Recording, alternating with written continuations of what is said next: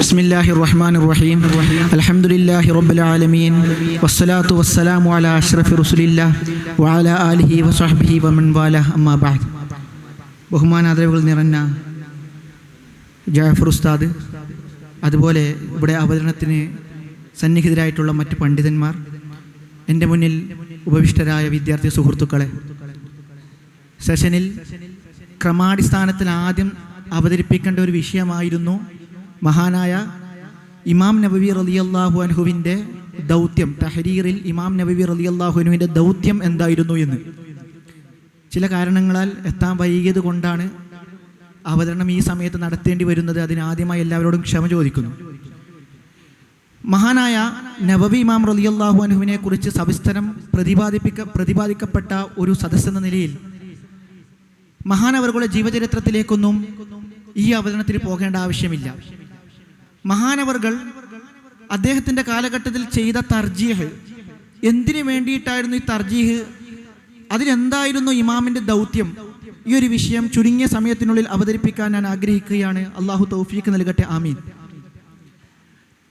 ഈ വിഷയം മനസ്സിലാക്കുന്നതിന് മുമ്പ് നമ്മൾ പലരും മനസ്സിലാക്കിയതുപോലെ ഷാഫി മദ്ഹബിൻ്റെ വളർച്ചയും ഷാഫി മദ്ഹബിൻ്റെ സഞ്ചാരവും പല ആൾക്കാരും മനസ്സിലാക്കിയ കാര്യമായിരിക്കും. മഹാനായ ഇമാം ഷാഫി റളിയല്ലാഹു അൻഹുവിൻ്റെ മദ്ഹബിൻ്റെ തഅസീസ് 194 മുതൽ ഒരു 204 വരെ, 194 മുതൽ 199 ഹിജ്റ വരെ ഖദീമായ മദ്ഹബും 199 മുതൽ 204 വരെ അതൊരു തഅസീസിൻ്റെ കാലഘട്ടമായിരുന്നു. അതിനുശേഷം വന്ന മഹാനായ ഇമാം ഷാഫി റളിയല്ലാഹു അൻഹുവിൻ്റെ മഹാന്മാരായ ശിഷ്യന്മാർ, ബുവൈത്തി ഇമാമിനെ പോലെ, മുസനി ഇമാമിനെ പോലെ, അവർ ചെയ്ത തഅസീസ്, മദ്ഹബിൻ്റെ പ്രചാരണം, അതിൻ്റെ കാലഘട്ടമായിരുന്നു ഏകദേശം ഹിജ്റ 270 വരെ. അപ്പോൾ നമുക്ക് ഏകദേശം ഹിജ്റ 194 മുതൽ ഹിജ്റ 270 വരെ തഅസീസിൻ്റെ ഒരു കാലഘട്ടമാണ് എന്ന് നമുക്ക് പറയാൻ സാധിക്കും. ദർസ് വഴിയും കിതാബിൻ്റെ ചുരുങ്ങിയ രചനകൾ വഴിയും ഷാഫി ഇമാമിൻ്റെ മദ്ഹബിനെ സ്ഥാപിക്കാനുള്ള ഒരു കാലഘട്ടമായിട്ടാണ് ഈ ഹിജ്റ 194 മുതൽ ഏകദേശം 270 എന്ന് പറയാൻ കാരണം മഹാനായ റബീഉൽ മുറാദി റളിയല്ലാഹു അൻഹുവിൻ്റെ മരണത്തിൻ്റെ വർഷമായതുകൊണ്ടാണ്. ഇനി 270 മുതൽ അങ്ങോട്ട് ഏകദേശം 505 മഹാനായ ഇമാം ഗസ്സാലി റളിയല്ലാഹു അൻഹുവിൻ്റെ കാലഘട്ടം വരെ, അത് മദ്ഹബിൻ്റെ ളുഹൂർ ഇന്തിഷാർ എന്നൊരു കാലഘട്ടമായി നമുക്ക് പരിഗണിക്കാൻ സാധിക്കും.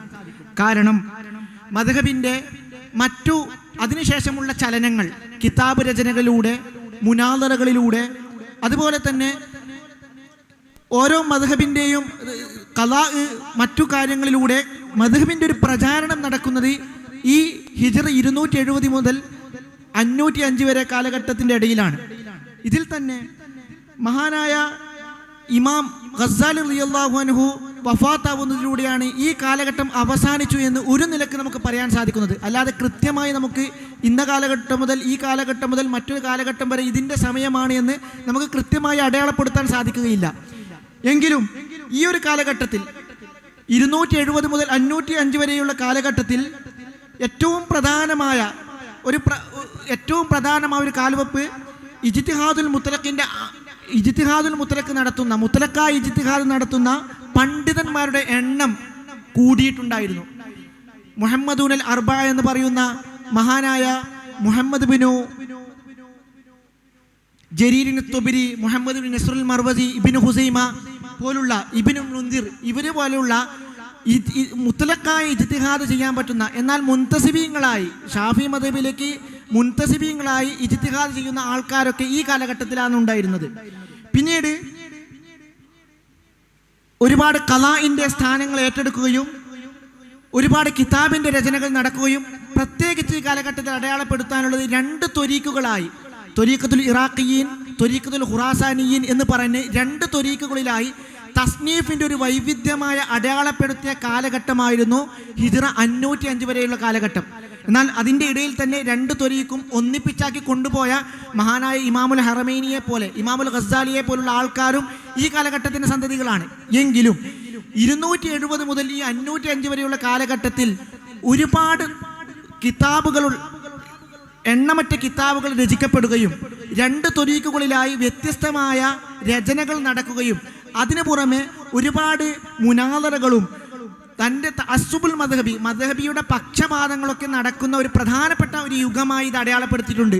മഹാനായ ഇമാമുൽ ഹറമൈൻ റളിയല്ലാഹു അൻഹുവിൻ്റെ ഗിയാസുൽ ഹൽഖി ഫീ തർജീഹിൽ ഖൗലിൽ ഹഖ് എന്ന രചന, അതൊക്കെ വ്യക്തമായ തഅസ്സുബുൽ മദ്ഹബിയുടെ ഒരു രചനയുടെ ഒരു അടയാളപ്പെടുത്തലായിട്ടാണ് ഈ കാലഘട്ടത്തിൽ നിന്ന് നമുക്ക് മനസ്സിലാക്കാൻ സാധിക്കുന്നത്. അപ്പം ഞാൻ പറഞ്ഞു വന്നത് ഏകദേശം 194 മുതൽ ഈ 505 വരെ വികസിച്ച ഷാഫി മദ്ഹബിൻ വ്യത്യസ്തമായ മേഖലകളിൽ മിസ്ർ മുതൽ മാവറ ഉൻ നെഹ്ർ വരെ അത്രത്തോളം വ്യാപിച്ച, ഏഷ്യയിലും സിന്ധിലൊക്കെ വ്യാപിച്ച ഷാഫി മദ്ഹബ് ഇത്രത്തോളം വ്യാപിക്കാനും ഒരുപാട് രചനകൾ നടത്താനും വ്യത്യസ്തമായ കിതാബുകൾ പിറവിയെടുക്കാനും 505 വരെയുള്ള കാലഘട്ടത്തിൽ സാധിച്ചിട്ടുണ്ട് ഷാഫി മദ്ഹബിന്. ഇനി ഇതിനു ശേഷമാണ് മഹാനായ നവവി ഇമാമിൻ്റെയും റാഫി ഇമാമിൻ്റെയും ദൗത്യം വരുന്നത്. എന്തുകൊണ്ടാണ് നവവി ഇമാമിൻ്റെയും റാഫി ഇമാമിൻ്റെയും ദൗത്യം തർജീഹിലേക്ക് എത്തിയത്? ഈ കാലഘട്ടത്തിൽ 505 ശേഷം മഹാനായ നവവി ഇമാം വഫാത്താവുന്നത് 676-ലാണ്. അതാണ് ഈ 505 മുതൽ 676 വരെ ഒന്നാമത്തെ തഹ്ദീബിൻ്റെ, തൻഖീഹിൻ്റെ, തഹ്രീറിൻ്റെ കാലഘട്ടമായി അടയാളപ്പെടുത്തുന്നുണ്ട്. പിന്നീട് രണ്ടാമത്തെ തഹ്രീർ നടക്കുന്നുണ്ട്. അത് ശേഷമുള്ള വിഷയാവതകൻ ഇവിടെ പ്രസൻറ്റ് ചെയ്യുമെന്ന് പ്രതീക്ഷിക്കുന്നു.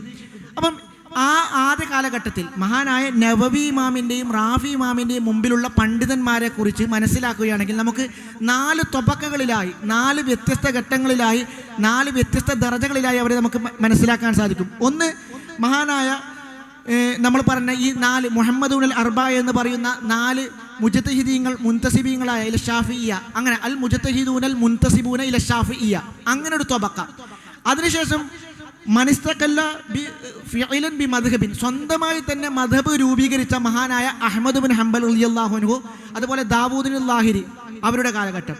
പിന്നെ ഷാഫി ഇമാമിൻ്റെ ഉസൂലിൻ്റെ മേൽ തഹ്രീജ് നടത്തുകയും എന്നാൽ മറ്റൊരു സന്ദർഭങ്ങളിൽ സ്വന്തമായി മദ്ഹബ് പറയുകയും ചെയ്ത, സ്വന്തമായ മദ്ഹബിലും സ്വന്തമായ റഅയും അഭിപ്രായ പ്രകടനങ്ങളൊക്കെ നടത്തിയവർ മഹാനായ ഇമാമുൽ ഹറമൈൻ റളിയല്ലാഹു അൻഹു പറയുന്നുണ്ട്. മുഖ്തസറുൽ മുസനിയിൽ മഹാനായ മുസനി റളിയല്ലാഹു അൻഹു ഒരുപാട് ആശയങ്ങൾ ഷാഫി ഇമാമിൻ്റെ ഉസൂലിൻ്റെ മേൽ തഅസീസ് ചെയ്ത് പറയുന്നുണ്ടെങ്കിലും സ്വന്തമായി ചില സ്ഥലങ്ങളിൽ അദ്ദേഹം സ്വന്തമായി മദ്ഹബുകൾ, സ്വന്തമായ അഭിപ്രായങ്ങൾ രേഖപ്പെടുത്തുന്നുണ്ട് എന്ന് മഹാനായ ഇമാമുൽ ഹറമൈൻ റളിയല്ലാഹു അൻഹു നിഹായിൽ രേഖപ്പെടുത്തുന്നുണ്ട്.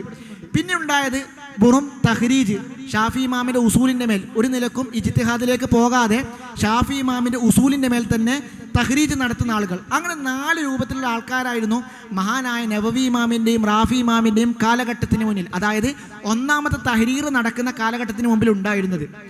അതുകൊണ്ട് തന്നെ ഫിഖ്ഹിൻ്റെ ഒരു മദാർ എന്ന് പറഞ്ഞാൽ, ഫിഖ്ഹിൻ്റെ ഒരു സഞ്ചാരം, ഫിഖ്ഹിൻ്റെ ഒരു ഇഅ്തിമാദ് എന്ന് പറഞ്ഞാൽ അത് ഈ 2 ത്വരീഖുകളിലുള്ള രചനകളിലും അതിലുള്ള പണ്ഡിതന്മാരിലും, പ്രത്യേകിച്ച് ആ കാലഘട്ടത്തിൽ മഹാനായ അബൂ ഇസ്ഹാഖ് ഷിറാദി റളിയല്ലാഹു അൻഹുവിൻ്റെ മുഹദ്ദബ്, അതുപോലെ ഗസ്സാലി ഇമാമിൻ്റെ വസീത്ത്, ഈ 2 ഗ്രന്ഥങ്ങൾ മനഃപ്പാഠമാക്കാനും തദ്രീസ് നടത്താനും അത് സംബന്ധിയായ ചർച്ചകൾ നടത്താനും പ്രധാനമായി ഈ 505 വരെ കാലഘട്ടത്തിൽ നിലനിന്ന 2 കിതാബുകളാണ് മഹാനായ അബൂ ഇസ്ഹാഖ് ഷിറാദി റളിയല്ലാഹു അൻഹുവിൻ്റെ മുഹദ്ദബും ഗസ്സാലി ഇമാമിൻ്റെ വസീത്തും.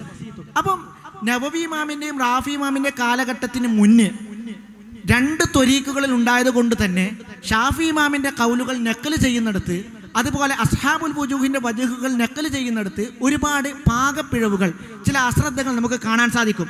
എന്തുകൊണ്ടാണ് തഹ്രീർ വന്നത് എന്ന് നമുക്ക് ഈ കാലഘട്ടത്തിൻ്റെ സഞ്ചാരത്തിലൂടെ, ഈ കാലഘട്ടത്തിൽ 505 വരെയുള്ള കാലഘട്ടം, അതായത് നവവി ഇമാമിൻ്റെയും റാഫി ഇമാമിൻ്റെ കാലഘട്ടത്തിന് മുന്നേ സംഭവിച്ച കാര്യങ്ങളാണ് ഈ ഹ്രസ്വമായി പറഞ്ഞത്. അപ്പോൾ ഈ 4 തൊബക്കകളിലുമായി ഷാഫി മദ്ഹബിൻ്റെ വളർച്ചയും ഷാഫി മദ്ഹബിൻ്റെ വ്യാപനവും നടന്ന സമയത്ത് ചില പ്രത്യേകമായ ചില അശ്രദ്ധകൾ, അത് നമുക്ക് കൃത്യമായി നവവി ഇമാമിൻ്റെ മജ്മൂയിലൊക്കെ നോക്കിയാൽ, അതേപോലെ തന്നെ തദ്രീബുൽ ബുൽഖീനി ഇമാമിൻ്റെ തദ്രീബിലൊക്കെ ഇത് അടയാളപ്പെടുത്തുന്നുണ്ട്. അതിൽ പ്രധാനപ്പെട്ട കാര്യം, അവർ കൗലുകളും അതുപോലെ വജുഹുകളും നക്കൽ ചെയ്യുന്ന സമയത്ത് അതിലെ റാജ് ഏതാണ് എന്ന് അടയാളപ്പെടുത്താതെ പോയി എന്നതാണ് ഒന്നാമത്തെ ആഹിദായിട്ട് നമുക്ക് മനസ്സിലാക്കാൻ സാധിക്കുന്നു. എന്തുകൊണ്ടാണ് തർജീഹ്, എന്തിനാണ് നവവി ഇമാമും റാഫി ഇമാമും തർജീഹ് ചെയ്യേണ്ടി വന്നത് എന്ന് മനസ്സിലാക്കുമ്പോൾ, എന്ന് ചർച്ച ചെയ്യുമ്പോൾ അതിലൊന്നാമത്തെ കാര്യമായി നാം പറയുന്നതാണ് കൗലുകളും വജുഹുകളും നക്കൽ ചെയ്യുന്നിടത്ത് സ്വഹീഹേദ, റാജിഹേദ, മുഅ്തമദേദ എന്ന് പറയാതെ പോയ ഒരുപാട് സന്ദർഭങ്ങൾ നമുക്ക് കാണാൻ സാധിക്കും. ഒരു ഉദാഹരണത്തിന് പറഞ്ഞാൽ, ഫാത്തിഹ അറിയുന്ന അല്ലെങ്കിൽ ഫാത്തിഹയിൽ നിന്ന് കുറച്ച് ഭാഗങ്ങൾ അറിയുന്ന ഒരാൾക്ക് ഫാത്തിഹ തീരെ അറിയാത്ത ഒരു ഉമ്മീനെ ഇഖ്തിദാ ചെയ്യാൻ പറ്റുമോ, നിസ്കാരത്തിൽ പിന്തുടരാൻ പറ്റുമോ എന്ന ചർച്ചയിൽ മഹാനായ ഇമാമുൽ ഹറമീൻ റളിയല്ലാഹു അൻഹു അതുപോലെ ഗസ്സാലി റളിയല്ലാഹു അൻഹു ഇവർ പറയുന്നു, അൽ ജദീദു അന്നഹു ലാ യസിഹുൽ ഇഖ്തിദാഉ ബിഹി വൽ ഖദീമു യസിഹു. ഖദീമിൽ ഇത് സ്വഹീഹാകും, ജദീദിൽ ഇത് സ്വഹീഹാവുകയില്ല. എന്നാൽ മഹാനായ നവവി ഇമാമ് ഇത് ഇൻകാർ ചെയ്തുകൊണ്ട് പറയുന്നു, ഹാദാ നഖ്ലുൻ ഫാസിദുൻ അക്സൽ മദ്ഹബി. ഇവിടെ പറഞ്ഞെടുത്തൊരു പ്രശ്നം വരുന്നുണ്ട്, വൽ മദ്ഹബു ഫീഹി ഖൗലാനി മൻസൂസാനി വസാലിസുൻ മുഖറജുൻ. അപ്പോൾ ഇവിടെ തഹ്രീജ് നഖ്ല് ചെയ്തെടുത്ത് തന്നെ രണ്ട് മദ്ഹബേ ഉള്ളൂ, ഒന്ന് ഖദീമിലാണ് ഒന്ന് ജദീദിലാണ് എന്ന് പറഞ്ഞെടുത്ത് മഹാനായ നവവി ഇമാമ് പറയുന്നത് രണ്ട് കൗല് എന്ന് പരിമിതപ്പെടുത്തിയത് ശരിയായില്ല, പകരം അവിടെ 3 കൗലുകൾ പറയണം. അവിടെ 2 കൗലുകൾ നെസ്സായിട്ടുള്ളതും മൂന്നാമത്തൊന്ന് മുഹറജായ കൗലാണ്. അതിൽ അസഹായ മദ്ഹബ് ഇഖ്തിദാ സ്വഹീഹാവുകയില്ല എന്നതാണ്. അപ്പം നമുക്കിവിടെ മനസ്സിലാക്കാം, മഹാനായ ഗസ്സാലി ഇമാമും മഹാനായ ഇമാമുൽ ഹറമീൻ റളിയല്ലാഹു അൻഹു ഉദ്ധരിച്ച ഖദീമിലും ജദീദിലും മാത്രമായി പരിമിതപ്പെടുത്തിയ അഭിപ്രായം അത് പോരാ, പകരം ഇവിടെ 3 കൗലുകളുണ്ട് എന്ന രൂപത്തിലേക്ക് മഹാനായ നവവി ഇമാം പറഞ്ഞു വെച്ചെടുത്താണ് നമ്മുടെ തഹരീറിൻ്റെ ചർച്ചകൾ വരുന്നത്. രണ്ടാമത്തത്, ചില സ്ഥലങ്ങളിൽ അവർ തർജീഹ് ചെയ്യുന്ന സമയത്ത് അല്ലെങ്കിൽ തഹരീർ ചെയ്യുന്ന സമയത്ത് തന്നെ തർജീഹിൻ്റെ ചില വിധികൾക്ക്, തർജീഹിൻ്റെ ചില മാനദണ്ഡങ്ങളിൽ നിന്ന് വ്യതിചലിച്ചതായി കാണാൻ സാധിക്കും. ചിലപ്പോൾ ഒരു കൗല് അല്ലെങ്കിൽ ഒരു വജ്ഹ് റാജിഹ് ചെയ്തിട്ടുണ്ടാകും, പക്ഷേ യഥാർത്ഥത്തിൽ മദ്ഹബ് ആ തർജീഹിന് എതിരായിരിക്കും. അതുപോലെ ചില സന്ദർഭങ്ങളിൽ നമ്മൾ ഇപ്പോൾ പറഞ്ഞതുപോലെ ഒരു കൗലോ അല്ലെങ്കിൽ ഒരു വജ്ഹോ അത് മാത്രം അവർ ചുരുക്കും. അപ്പോൾ അത് കേൾക്കുന്നവർ അല്ലെങ്കിൽ വായിക്കുന്നവർ, കിതാബിലൂടെ സഞ്ചാരം നടത്തുന്നവർ മനസ്സിലാക്കുന്നത് ഈ മസ്അലയിൽ ഈ ഒരു കൗല് മാത്രമേ ഉള്ളൂ, അല്ലെങ്കിൽ ഈ മസ്അലയിൽ ഈ വജ്ഹ് മാത്രമേ ഉള്ളൂ എന്ന് തോന്നിപ്പോകും. ഈ സന്ദർഭങ്ങളിൽ ഒരു കൗലല്ല ഉള്ളത്, ഇവിടെ ഒരു വജ്ഹല്ല ഉള്ളത്, പകരം ഒന്നിലധികം കൗലുകളും ഒന്നിലധികം വജ്ഹുകളും ഇവിടെ ഉണ്ട് എന്ന് നവവി ഇമാം അവിടെ തർജീഹ് ചെയ്യുന്നതായി കാണാം. പിന്നൊന്ന്, ഷാഫി ഇമാമിൻ്റെതല്ലാത്ത ചില കൗലുകൾ അത് ഷാഫി ഇമാമ് പറഞ്ഞിട്ടുണ്ട് എന്ന് പറഞ്ഞ് ഷാഫി ഇമാമിലേക്ക് ചേർത്തതായിട്ടും പ്രധാനപ്പെട്ട മുഅ്തമദായ ചില ഗ്രന്ഥങ്ങളിൽ തന്നെ നമുക്ക് കാണാൻ സാധിക്കും. ഒരു ഉദാഹരണം പറയുന്നുണ്ടെങ്കിൽ, കസർ ചെയ്യാൻ നിസ്കാരത്തിൻ്റെ ജമ്മും കസറും, അവിടെ കസർ ചെയ്യാൻ 48 മൈൽ സഞ്ചരിക്കണം എന്ന്, 48 മൈൽ സഞ്ചരിക്കാതെ കസർ ജായിസ് ആവുകയില്ല എന്നാണ് ജുംഹൂർ ഷാഫി മദ്ഹബിലെ ബഹുഭൂരിപക്ഷ പണ്ഡിതന്മാരുടെയും അഭിപ്രായം. എന്നാൽ മഹാനായ അബൂ അലി അസ്സഞ്ചി അതേപോലെ തന്നെ സാഹിബുൽ ബയാൻ ഇവർ രണ്ടുപേരും ഷാഫി ഇമാമിൻ്റെ കൗലാണ് എന്ന് പറഞ്ഞിട്ട് ഹൗഫുണ്ടെങ്കിൽ മുത്തലക്കായിട്ട് അവിടെ ദൂരപരിധിയോ മസാഫത്തോ പരാമർശിക്കാതെ മുത്തലക്കായിട്ട് കസ്ർ ജായിസാണ് എന്ന് മഹാനായ അബൂ അലി സഞ്ചി റളിയല്ലാഹു റഹിമഹുല്ലാഹു തആല പറഞ്ഞതായി കാണാം. അവിടെ നവവി ഇമാം പറയുന്നുണ്ട്, വഹാദാ ഷാദുൻ മർദൂദുൻ വല്ലദീ തതാബഖത അലൈഹി നുസൂസു ശാഫിഇയ്യ വകുതുബുൽ അസ്ഹാബ് അന്നഹു യുഷ്തറതു ഫീ ജമീഇൽ അസ്ഫാരിൽ മുബാഹ അൽ മസാഫത്തുൽ മദ്കൂറ. അപ്പം മസാഫത്തുൽ മദ്കൂറ വിട്ടൊരു ചർച്ചയില്ല. മസാഫത്തുൽ മദ്കൂറ ഉണ്ടെങ്കിൽ മാത്രമേ ഇവിടെ കസ്ർ ചെയ്യാൻ പാടുള്ളൂ. മറ്റഭിപ്രായം ഷാദായ അഭിപ്രായമാണ് എന്നവിടെ പറഞ്ഞത് കാണാം. ഇവിടെ ഗൗരവകരമായ കാര്യം, മഹാനായ അബൂ അലി സഞ്ചി റഹിമഹുല്ലാ പറഞ്ഞെടുത്ത് ഷാഫി ഇമാമിന് ഇങ്ങനെ ഒരു കൗലുണ്ട് എന്ന് പറഞ്ഞു. എന്തുകൊണ്ടാണ് ഇങ്ങനെ ഷാഫി ഇമാമിന് കൗലുണ്ട് എന്ന് ഇല്ലാത്തൊരു വചനം പറയേണ്ടി വന്നത്?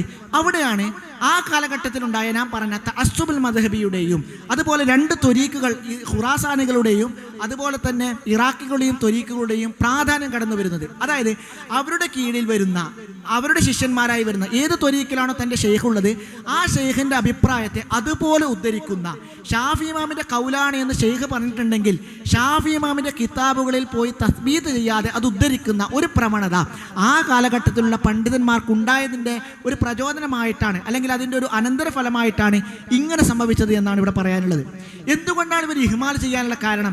ഇത്രയധികം ഷാഫി ഇമാമിൻ്റെ കൗലുകൾ ഉണ്ടായിട്ടും ഇത്രയധികം വജ്ഹുകൾ ഉണ്ടായിട്ടും ആ വജ്ഹുകളെയും ആ നസ്സുകളെയും ആ കൗലുകളെയും കൃത്യമായി ഉദ്ധരിക്കുന്നിടത്ത് വന്ന പിഴവ് എന്തുകൊണ്ട് വന്നു? ഇത് ചർച്ച ചെയ്യുമ്പോഴാണ് ഒന്നാമത്തെ കാരണം, മഹാനായ ഷാഫി ഇമാമിൻ്റെ ഒരു കൗലുണ്ട്, ഇദാ സ്വഹൽ ഹദീസു ഫഹുവ മദ്ഹബി എന്ന്. ഈ അഭിപ്രായം കണ്ട് ഈ ഷാഫി ഇമാമിൻ്റെ കൗലിനെ മനസ്സിലാക്കിക്കൊണ്ട് അതിൽ നിന്ന് ഹദീസുകൾ നന്നായി പരിശോധിക്കാനും, കാരണം ഞാൻ പറഞ്ഞ ഈ രണ്ടാമത്തെ ദൗറ്, ഈ നസ്റിൻ്റെ ദൗറിൽ ഒരുപാട് ഹദീസിൻ്റെ പണ്ഡിതന്മാർ ഷാഫി മദ്ഹബ് പഠിക്കാൻ തയ്യാറായിട്ടുണ്ട്, സന്നദ്ധരായിട്ട് വന്നിട്ടുണ്ട്, ബൈഹഖി ഇമാമിനെ പോലെ.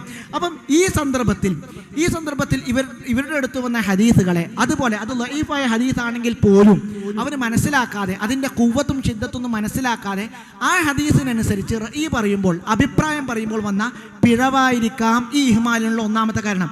അതിനൊരു ഉദാഹരണമായി ഷിറാസി ഇമാം പറഞ്ഞൊരു അഭിപ്രായം, അത് മുഷമ്മസായ വെള്ളം അതുകൊണ്ട് മുഷമ്മസാക്കാൻ ഉദ്ദേശിച്ചുകൊണ്ട്, അത് വെയിലത്ത് വെച്ച് മുഷമ്മസാക്കാൻ ഉദ്ദേശിച്ചുകൊണ്ട് ഒരാൾ അങ്ങനെ ചൂടാക്കിയാൽ ആ വെള്ളം കൊണ്ട് വുളൂ ചെയ്യുന്നിടത്ത് നമ്മുടെ അസ്ഹാബികളുടെ അഭിപ്രായം അത് കറാഹത്തില്ല എന്നാണ്.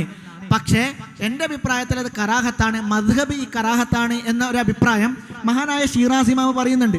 എന്നിട്ട് അതിൻ്റെ ദലീലായി പറയുന്നത് മഹദിയായ ആയിഷ ബീവി റളിയല്ലാഹു അൻഹയോട് മഹാനായ പ്രവാചകൻ മുഹമ്മദ് മുസ്തഫ സ്വല്ലല്ലാഹു അലൈഹി വസല്ലം പറഞ്ഞ ഹദീസാണ്, യാ ഹുമൈറ ലാ തഫ്അലി ഹാദാ ഫഇന്നഹു യൂരിസുൽ ബസറ. ഇങ്ങനൊരു ഹദീസിൻ്റെ അടിസ്ഥാനത്തിലാണ് ഷിറാസി ഇമാം അത് കറാഹത്താണെന്നുള്ള അഭിപ്രായമാണ് ഇവിടെ സ്വഹീഹ്, അതാണ് ഇവിടെ മദ്ഹബ് എന്ന് പറയാൻ കാരണം. എന്നാൽ നവവി ഇമാം പറഞ്ഞു, ഹാദൽ ഹദീസു ളഈഫുൻ ബിത്തിഫാഖിൽ മുഹദ്ദിസീന, ഈ ഹദീസ് ളഈഫാണ്.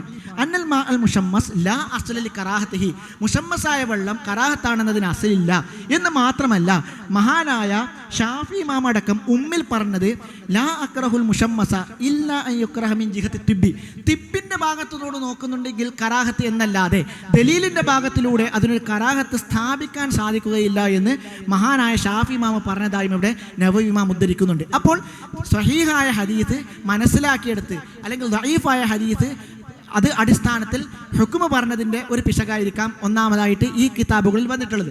രണ്ടാമത്തത്, ഷാഫി ഇമാമിൻ്റെ കിതാബുകളിൽ നിന്ന് നഖൽ ചെയ്ത അഭിപ്രായം പറയുമ്പോൾ അത് കൃത്യമായി അത് ഒന്നുകൂടി റീചെക്ക് ചെയ്യാൻ, അല്ലെങ്കിൽ അതിൻ്റെ റെഫറൻസിലേക്ക് ഒന്നുകൂടി പോകാനോ, അല്ലെങ്കിൽ ഷാഫി ഇമാമിൻ്റെ ഈ കിതാബുകളിലേക്ക് അത് അർള് ചെയ്ത് സ്വഹീഹാണെന്ന് മനസ്സിലാക്കാനോ അവർ സന്നദ്ധരായില്ല.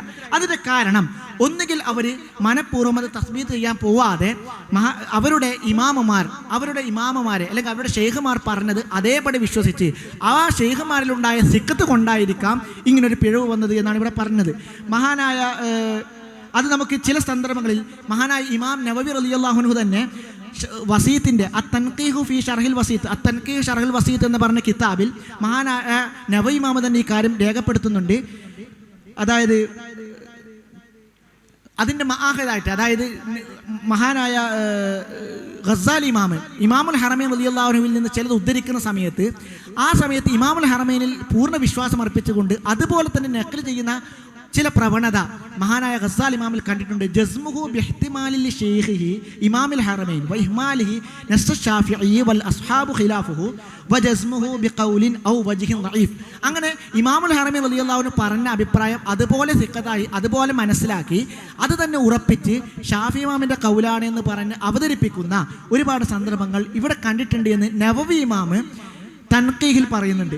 വേറൊരു ഉദാഹരണത്തിൽ ജുമയ്ക്ക് ശേഷം സുന്നത്തായ നിസ്കാരം വേണോ എന്ന ചർച്ചയിൽ മഹാനായ ഇമാമുൽ ഇമ്രാൻ റളിയല്ലാഹു അൻഹു പറയുന്നുണ്ട്, അദ്ദേഹത്തിൻ്റെ ഷെയ്ഖായ അബൂ നസ്റുൽ മർവസി റളിയല്ലാഹു അൻഹുവിൽ നിന്ന് ഉദ്ധരിച്ചുകൊണ്ട് ആ അബൂ നസ്റുൽ മർവസി റളിയല്ലാഹു അൻഹു പറഞ്ഞു തന്നെയാണ് മദ്ഹബ്, അത് തന്നെയാണ് ശരി എന്ന് പറഞ്ഞുകൊണ്ട് പറയുന്നുണ്ട്, ഷാഫി ഇമാമിന് ജുമ നിസ്കാരത്തിന് ശേഷം തതവുആയ നിസ്കാരം ഉണ്ട് എന്നതിന് ഒരു തെളിവും ഷാഫി ഇമാമിൻ്റെ അടുത്തില്ല. അങ്ങനെ ഒരു നസ്സ് ഷാഫി ഇമാം പറഞ്ഞിട്ടില്ല. എന്നാൽ ഉടനെ തന്നെ നവവി ഇമാം ഇതിനെ താഖീബ് ചെയ്ത് പറയുന്നുണ്ട്, ഹാദാ ഗലത്തുൻ, തെറ്റായ കാര്യമാണ്. ബൽ നസ്സ ഷാഫി റഹിമഹുല്ലാഹു തആല അല അന്നഹു യുസല്ലി ബഅദഹ 4 റകഅത്തിൻ, ദലീലുകൾ വെച്ച് സമർത്ഥിച്ചുകൊണ്ട് തന്നെ നവവി ഇമാം ഷാഫി ഇമാം ഈ വിഷയം ബാബ് സ്വലാത്തുൽ ജുമുഅത്ത് വൽ ഈദൈൻ എന്ന ഉമ്മിലുള്ള കിതാബിലെ ഈ ചാപ്റ്ററിൽ ഇത് പ്രതിപാദിക്കുന്നുണ്ട് എന്ന് നവവി ഇമാം പറയുന്നുണ്ട്. അപ്പോൾ എന്താണ് ഇവിടെ വിഷയം? കൃത്യമായി രേഖപ്പെടുത്തിയ ഷാഫി ഇമാമിൻ്റെ കൗല് പോലും ഉദ്ധരിക്കാതെ ഷാഫി ഇമാമിന് ഇതിൽ നസ്സില്ല എന്ന് പറഞ്ഞത് മഹാനായ ഗസാലി ഇമാമാണ്. അപ്പം നമുക്കിത് മനസ്സിലാക്കാൻ സാധിക്കുന്നത് ഇമാമുൽ ഹറമൈൻ റളിയല്ലാഹു അൻഹുവിൻ്റെ അടുത്ത് നിന്ന് സ്വീകരിച്ച ഇൽമ് അതേ വിശ്വാസത്തിൽ എടുത്തുകൊണ്ട് അതേപോലെ ഉദ്ധരിച്ചത് കൊണ്ടുവന്ന പിഴവായിരിക്കാം ഇവിടെ സംഭവിച്ചത്. അപ്പോൾ ചുരുക്കി പറഞ്ഞാൽ നവവി ഇമാമിൻ്റെയും റാഫി ഇമാമിൻ്റെയും കാലത്തിന് മുന്നേ രചിക്കപ്പെട്ട കിതാബുകളിൽ, പ്രത്യേകിച്ച് ഞാൻ പറഞ്ഞു തസ്നീഫ് ആ കാലഘട്ടത്തിൽ കൂടാൻ രണ്ട് ത്വരീക്കുകളിലായിട്ട് ഇറാഖികളുടെയും ഖുറാസാനികളുടെയും രണ്ട് ത്വരീക്കുകളായതുകൊണ്ട് തന്നെ ഒരുപാട് തസ്നീഫാത്തുകൾ ഈ കാലഘട്ടത്തിൽ നടന്നിട്ടുണ്ട്. അതുകൊണ്ട് ഒരുപാട് നക്കലുകൾ വജ്ഹിനെയും നസ്സിനെയും കൗലിനെയൊക്കെ നക്കൽ ചെയ്തുകൊണ്ടുള്ള ഒരുപാട് ഉദ്ധരണികൾ ഹദീസുകൾ വെച്ചുകൊണ്ട് ഒരുപാട് സ്വന്തമായിട്ടുള്ള തഹ്രീജുകൾ ഈ സമയത്തൊക്കെ ഇവരുടെ അടുത്ത് വന്ന ചില പ്രത്യേകമായി ഇങ്ങനെ ലഈഫായ ഹദീസിനെ പിടിച്ചത് കൊണ്ടോ അല്ലെങ്കിൽ തൻ്റെ ഷെയ്ഖിൽ പൂർണ്ണമായി വിശ്വാസം അർപ്പിച്ചത് കൊണ്ടോ മഹാനായ ഷാഫി ഇമാമിൻ്റെ ഗ്രന്ഥങ്ങൾ ഒന്നുകൂടി ചെക്ക് ചെയ്യാത്തത് കൊണ്ടോ അവിടെയൊക്കെ വന്ന പ്രശ്നങ്ങളായിരിക്കാം ഇങ്ങനെ നവവി ഇമാമിൻ്റെയും റാഫി ഇമാമിൻ്റെ കാലഘട്ടത്തിൽ മുമ്പുണ്ടായത് എന്ന് നമുക്ക് ഇവിടെ മനസ്സിലാക്കി വെക്കാം. അതുകൊണ്ട് തന്നെ തഹ്രീറിലേക്ക് ആവശ്യമായി. കാരണം നവവി ഇമാമിൻ്റെയും റാഫി ഇമാമിൻ്റെയും കിതാബിന് മുന്നേ ആ കിതാബുകളിലേക്ക് നോക്കുന്നവർക്ക് ഒരു പക്ഷേ റാജിഹായ കൗല് മനസ്സിലാകണമെന്നില്ല, മുഅ്തമദായ കൗല് മനസ്സിലാകണമെന്നില്ല. ആ സമയത്ത് മുഅ്തമദായ കൗല് അറിയാതെ അല്ലെങ്കിൽ തെറ്റായ ഷാഫി ഇമാമിന് നെസ്സില്ല എന്ന് മനസ്സിലാക്കിയേക്കാം, അല്ലെങ്കിൽ ഷാഫി ഇമാമിൻ്റെ തെറ്റായ നെസ്സുകൾ മനസ്സിലാക്കി അതുവഴി അവർ ചിലപ്പോൾ ഉദ്ധരണികൾ നടത്തിയേക്കാം, ഫത്വകൾ പറഞ്ഞേക്കാം. ഇങ്ങനെയുള്ള പ്രശ്നങ്ങൾ നവവി ഇമാമിൻ്റെയും റാഫി ഇമാമിൻ്റെയും മുമ്പിൽ നിലനിന്നപ്പോൾ ആ സമയത്താണ് തഹ്രീറിലേക്ക് ആവശ്യമായി വന്നത്. അതുകൊണ്ട് തന്നെ നവവി ഇമാമ് മഹത്തായി തഹ്രീർ എന്ന ദൗത്യം തൻ്റെ ഒരു ചുമതലയായി മനസ്സിലാക്കി കൃത്യമായ രൂപത്തിലുള്ള തഹ്രീർ മഹാനായ നവവി ഇമാമ നടത്തിയിട്ടുണ്ട്. അതിൽ ചെയ്തത് തൻഖീഹുഹു വതഹ്ദീബുഹു മിനൽ അഖ്വാലിൽ ദഈഫത്തി വശാദ അൽ മൻസൂബത്തി ഇലൽ ഇമാം ശാഫിഈ ഔ ഇലൽ മദ്ഹബ്, മദ്ഹബിലേക്കും ഷാഫി ഇമാമിലേക്കും ചേർത്ത് പറഞ്ഞ ദഈഫായ ഖൗലുകളെ തഹ്ദീബ് ചെയ്യുക, തൻഖീഹ് ചെയ്യുക എന്നതാണ് ഒന്നാമത്തെ ദൗത്യം. അത് ഞാൻ അതിൻ്റെ 2-3 ഉദാഹരണങ്ങൾ പറഞ്ഞു. മറ്റൊന്ന് മുഅ്തമദായ മുസ്തലഹാത്തിന് വിപരീതമായി നിൽക്കുന്ന ചില മുസ്തലഹാത്തുകൾ അത് ഉപയോഗിച്ച ആ മുസ്തലഹാത്തുകൾ തിരുത്തി പകരം കൃത്യമായ മുസ്തലഹാത്തുകൾ കൊണ്ടുവന്ന് ഉദ്ധരിക്കുക. അത് നമുക്ക് മഹാനായ മിൻഹാജിലൊക്കെ ഇമാമിൻ്റെ മിൻഹാജിലൊക്കെ നോക്കിയാൽ നമുക്ക് കാണാൻ സാധിക്കും. അപ്പോൾ വേറൊരു ചർച്ച ഇവിടെ വന്നത് മഹാനായ നവവി ഇമാമിൻ്റെയും റാഫി ഇമാമിൻ്റെയും മുമ്പേ വേറെ ആരെങ്കിലും ഇതുപോലെ തഹ്ദീബിന് വേണ്ടി തഹ്രീറിന് വേണ്ടി പരിശ്രമിച്ചിട്ടുണ്ടോ? നമുക്ക് മഹാനായ അബൂ ഇസ്ഹാഖ് ഷിറാദി, അതുപോലെ ഇമാമുൽ ഗസാലി, ഇമാമുൽ ഹറമൈൻ, ഈ 3 പണ്ഡിതന്മാരും തഹ്ദീബിന് വേണ്ടി ശ്രമിച്ചിട്ടുണ്ട് എന്ന് തന്നെ നമുക്ക് മനസ്സിലാക്കാൻ സാധിക്കും. പക്ഷേ അവരുടെ തഹ്ദീബ് അല്ലെങ്കിൽ അവരുടെ തർജീഹിന് വന്നൊരു പ്രശ്നം അതിൻ്റെ ഒരു ഇസ്തിആബ് അവിടെ സംഭവിച്ചിട്ടില്ല എന്നതാണ്. മറ്റൊരു വിഷയം അവിടെ വന്നത് അവർ ഉദ്ധരിക്കുന്ന സമയത്ത്, അവരുടെ കൗലുകൾ ഉദ്ധരിക്കുന്ന സമയത്ത്, റാജിഹായ കൗലുകൾ ഉദ്ധരിക്കുന്ന സമയത്ത് ചില സ്ഥലങ്ങളിൽ അവർ തർജീഹിന് വെച്ച കായികകൾ അവർക്ക് തന്നെ പാലിക്കാൻ സാധിച്ചിട്ടില്ല എന്നതാണ്. കാരണം മഹാനായ ഇമാമുൽ ഹറമൈൻ റളിയല്ലാഹു അൻഹു തൻ്റെ നിഹായയിൽ പറയുന്നുണ്ട്, അബ്തഹിലു ഇലൈഹി സുബ്ഹാനഹു ഫീ തൈസീരി മാ ഹമംതു ബിഫ്തിഹാഹിഹി മിൻ തഹ്ദീബി മദ്ഹബിൽ ഇമാമിൽ മുത്തലിബി അശ്ശാഫിഈ. അപ്പോൾ ഇവിടെ തന്നെ പറയുന്നുണ്ട്, ഞാനിവിടെ ഉദ്ദേശിച്ച കാര്യം മഹാനായ ഷാഫി ഇമാമിൻ്റെ മദ്ഹബിനെ തഹ്ദീബ് ചെയ്യലാണെന്ന് പറയുന്നുണ്ട്. അതിനുശേഷം പറയുന്നുണ്ട്, വമസ്തഖറ ഫീഹി ഖിലാഫുൽ അസ്ഹാബി ദക്കർതുഹു വമാ ദുക്ര ഫീഹി വജ്ഹുൻ ഗരീബുൻ ദക്കർതു നുദൂറഹു വൻഖിയാസഹു. ഇങ്ങനെ അദ്ദേഹം സ്വീകരിച്ച തഹ്ദീബിൻ്റെ വഴികൾ ഏതാണ്, അദ്ദേഹം ഉദ്ധരിക്കുന്ന വിഷയത്തിൽ നുദൂറുകൾ വന്നാൽ, ഷാദ് വന്നാൽ, വൽ മദ്ഹബു കഥ എന്ന് പറഞ്ഞ് എടുത്തു പറയുന്ന ഇങ്ങനെ അദ്ദേഹം തഹ്ദീബിൻ്റെ വിഷയത്തിൽ, തഹ്രീറിൻ്റെ വിഷയത്തിൽ സ്വീകരിച്ച വഴികൾ ഇതൊക്കെയാണെന്ന് മുഖദ്ദിമയിൽ രേഖപ്പെടുത്തുന്നുണ്ട്. അപ്പോൾ ഈ മുഖദ്ദിമ വായിച്ചാൾക്ക് മനസ്സിലാകാം മഹാനായ ഇമാമുൽ ഹറമൈൻ മാത്രമല്ല മഹാനായ ഷിറാസ് ഇമാമാണെങ്കിലും ഗസാലി ഇമാമാണെങ്കിലും തഹ്ദീബിന് വേണ്ടിയും തഹ്രീറിന് വേണ്ടിയും ശ്രമിച്ചിരുന്നുവെങ്കിലും അവർക്ക് പൂർണ്ണാർത്ഥത്തിൽ അതിൻ്റെ തഹ്രീർ സാധിപ്പിച്ചെടുക്കാൻ സാധിച്ചിട്ടില്ല എന്നാണ്. ഇവിടെയാണ് നവവി ഇമാമിൻ്റെ പ്രസക്തി കടന്നു വരുന്നത്. അതിനുശേഷം വന്നതാണ് മുഹററിൽ റാഫി ഇമാമ് തഹ്രീർ ചെയ്തിട്ടുണ്ടെങ്കിലും അവിടെയും ചില പ്രശ്നങ്ങൾ വന്നു എന്ന് നമുക്ക് മിൻഹാജിൻ്റെ മുഖദ്ദിമയിൽ കാണാൻ സാധിക്കും. മിൻഹാജിൻ്റെ മുഖദ്ദിമയിൽ നഫായിസുൽ മുസ്തദ്ദാത്ത് എന്ന് പറഞ്ഞിട്ട് റാഫി ഇമാമ് ചില സ്ഥലങ്ങളിൽ ഖൈദുകൾ പറഞ്ഞിട്ടില്ല. അവിടെ ഞാൻ ഖൈദുകൾ പറയുന്നുണ്ട്. റാഫി ഇമാമ് ചില സ്ഥലത്ത് മുഖ്താറിനെതിരായ അഭിപ്രായം പറയുന്നുണ്ട്. അവിടെ ഞാൻ യഥാർത്ഥത്തിൽ എന്താണ് മദ്ഹബ്, എന്താണ് റാജിഹ്, എന്താണ് മുഅ്തമദ് അവിടെ ഞാൻ രേഖപ്പെടുത്തും. അപ്പോൾ റാഫി ഇമാമിൻ്റെയും കൂടി ഒരു തത്മീമായിരുന്നു, ഒരു തക്മീലായിരുന്നു മഹാനായ നവവി ഇമാമ് നടത്തിയത് എന്ന് നമുക്ക് ഇതിൽ നിന്ന് സംഗ്രഹിച്ചെടുക്കാൻ സാധിക്കും. ഇതുപോലെ ഒരുപാട് ഉദാഹരണത്തിന് ലുഹ്ർ നിസ്കാരത്തിന് ഇബ്രാദ് ചെയ്യൽ, അതായത് നല്ല വെയിലുള്ള സമയത്ത് കുറേ ഷർത്തുകളുണ്ട്. ആ ഷർത്തുകൾ പാലിച്ചുകൊണ്ട് അൽ ഇബ്രാദു ബി സ്വലാത്തുൽ ലുഹ്ർ എന്ന അഭിപ്രായത്തിൽ ഖാളി അബു തയ്യിബ്, അബു അലി സിഞ്ചി ഇവരൊക്കെ പറഞ്ഞത് ഈ ഇബ്രാദ് റുഖ്സയാണ്, സുന്നത്തല്ല എന്നാണ്. എന്നാൽ നവവി ഇമാം അവിടെ പറയുന്നുണ്ട് ബൽ ഹാദൽ വജ്ഹു ഗലത്തുൻ, ഈ പറഞ്ഞ വജ്ഹ് തെറ്റാണ്. കാരണം അൽ ഇബ്രാദു ബി സ്വലാത്തുൽ ലുഹ്ർ എന്നുള്ള ഹുക്മ് അവിടെ അസഹായ അഭിപ്രായം ഇബ്രാദ് റുഖ്സയാണ് എന്നല്ല, ഇബ്രാദ് സുന്നത്താണ് എന്നാണ്. അപ്പം നമുക്ക് മഹാനായ നബവി ഇമാമിൻ്റെ മജ്മൂയിലായാലും മഹാനായ നബവി ഇമാമിൻ്റെ ഓരോ കിതാബുകൾ പരിശോധിച്ച് നോക്കുമ്പോൾ അതിനു മുന്നുള്ള പണ്ഡിതന്മാർ വരുത്തിയ ചില പ്രശ്നങ്ങൾ, അവിടെ സംഭവിച്ച ചില പാകപ്പിഴവുകൾ അത് കൃത്യമായി തിരുത്തി. മാത്രമല്ല 2 ത്വരീഖുകളിലായി വ്യാപിച്ചു കടന്ന കിതാബുകൾ, 2 ത്വരീഖുകളിലായി വ്യത്യസ്തമായി 2 ത്വരീഖുകളിലായി കിടന്ന അഭിപ്രായങ്ങളൊക്കെ ഏകോപിച്ച് അതിൽ റാജിഹായ, അതിൽ മുഅത്തമദായ അഭിപ്രായങ്ങളൊക്കെ പുറത്തെടുത്ത് അതുവഴി മുഅത്തമദായ അഭിപ്രായം ഏതാണ്, റാജിഹായ അഭിപ്രായം ഏതാണ് എന്ന് മാത്രമല്ല അതിന് കൃത്യമായ മുസ്തലഹാത്തുകൾ നിർവചിച്ചുകൊണ്ട് മഹാനായ നബവി ഇമാം ഇവിടെ തർജീഹ് ചെയ്തു, തഹരീർ ചെയ്തു എന്നതുകൊണ്ടാണ് ഇന്ന് നമുക്ക് കൃത്യമായിട്ട് ഈ 2 ഇമാമുമാരുടെയും അഭിപ്രായത്തെ മാനിക്കാനും അതുവഴി നമ്മുടെ കിതാബിനെയും അതുവഴി നമ്മുടെ ഇഫ്താഇനെയും ഫത്വയെയും അതിനുശേഷം നടന്ന ഷാഫി മദ്ഹബിൻ്റെ ഓരോ ചലനങ്ങളും അത്രമാത്രം തിളക്കമേറിയതായത് കാരണം, അതിൻ്റെ പ്രധാന കാരണം മഹാനായ റാഫി ഇമാമിൻ്റെയും നബവി ഇമാമിൻ്റെയും തഹീറായിരുന്നു എന്ന് തന്നെ നമുക്ക് വിലയിരുത്താൻ സാധിക്കും. കാരണം നബവി ഇമാമിന് മുമ്പ് തുറുക്കും വുജൂഹും ഒരുപാടുണ്ടായിരുന്നു. എന്നാൽ ഈ തുറുക്കിനെയും വജിഹിനെയും ഒക്കെ നബവി ഇമാം ഒരുമിച്ച് കൂട്ടി. അതിനു മുമ്പ് ഒരുപാട് കൗലുകൾ തർജീഹില്ലാതെ പറഞ്ഞിരുന്നു. ആ കൗലുകളൊക്കെ റാജിഹാക്കി. അതുപോലെ തന്നെ ഇറാഖികളുടെയും ഖുറാസാനികളുടെയും ഇഖ്തിലാഫ് ഉണ്ടായിരുന്നു. ആ 2 മദ്രസകളെയും ജംഅ ചെയ്തു. അതുപോലെ നബവി ഇമാമിൻ്റെ മറ്റൊരു പ്രത്യേകതയായിരുന്നു അദ്ദേഹം തഹരീർ ചെയ്ത സ്ഥലത്ത്, തഹരീർ ചെയ്യുന്നതിന് ഒരുപാട് ക്രൈറ്റീരിയ ഉണ്ട്. അതൊക്കെ പിന്നീടുള്ള അവതരണത്തിലുണ്ട്. അതിൽ പ്രധാനപ്പെട്ട ഒരു ക്രൈറ്റീരിയ ആയിരുന്നു ഇറാഖികളുടെ റിവായത്ത് ഖുറാസാനികളുടെ റിവായത്തിനേക്കാൾ മുന്തിക്കുക. അത് മഹാനായ നബവി ഇമാം തന്നെ പറയുന്നുണ്ട്. കാരണം വത്വരീഖത്തുൽ ഇറാഖിയീന ഫീ നഖ്ലി നുസൂസ് ശാഫിഈ വഖവാഇദ് മദ്ഹബിഹി വവുജൂഹി മുതഖദ്ദിമി അസ്ഹാബിഹി അത്ഖൻ. കാരണം ഇറാഖികളുടെ ഈ ത്വരീഖത്താണ് ഒന്നുകൂടി അത്ഖനും ഒന്നുകൂടി അസ്ബത്തായത് എന്ന് പറഞ്ഞുകൊണ്ട് മഹാനായ നബവി ഇമാം തഹരീർ ചെയ്യുന്നിടത്ത്, അതുപോലെ തർജീഹ് ചെയ്യുന്ന സ്ഥലത്ത് ഇവിടെ ഇറാഖികളുടെ റിവായത്ത് മുന്തിക്കുന്നതായി കാണാൻ സാധിക്കും.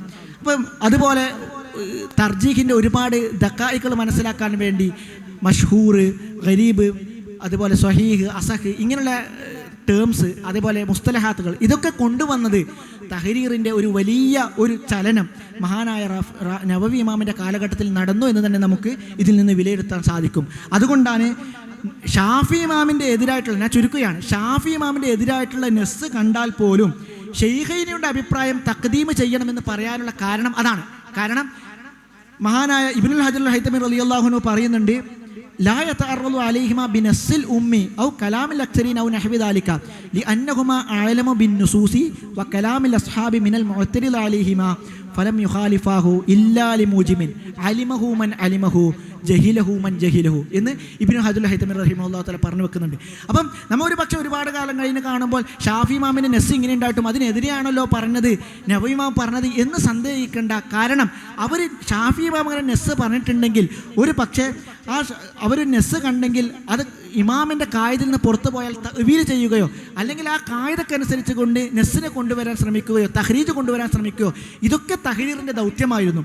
അപ്പോൾ ചുരുക്കത്തിൽ മഹാനായ റാഫി ഇമാമിൻ്റെ നബവി ഇമാമിൻ്റെ കാലഘട്ടം അത് ചരിത്രത്തിൽ ഷാഫി മദ്ഹബിൻ്റെ ചരിത്രത്തിൽ അടയാളപ്പെടുത്തിയ കാലഘട്ടമാണ്.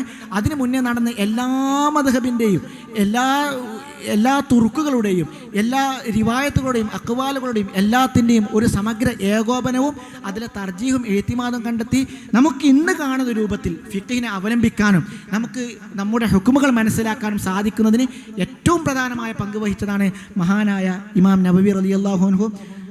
ഞാൻ ഇത്രയും പറഞ്ഞുകൊണ്ട് എൻ്റെ അവതരണം ഇവിടെ ഉപസംഹരിക്കുകയാണ്. വാഹദ അൽഹംദുലില്ലാഹി റബ്ബിൽ ആലമീൻ. അസ്സലാമു അലൈക്കും വറഹ്മത്തുള്ളാഹി.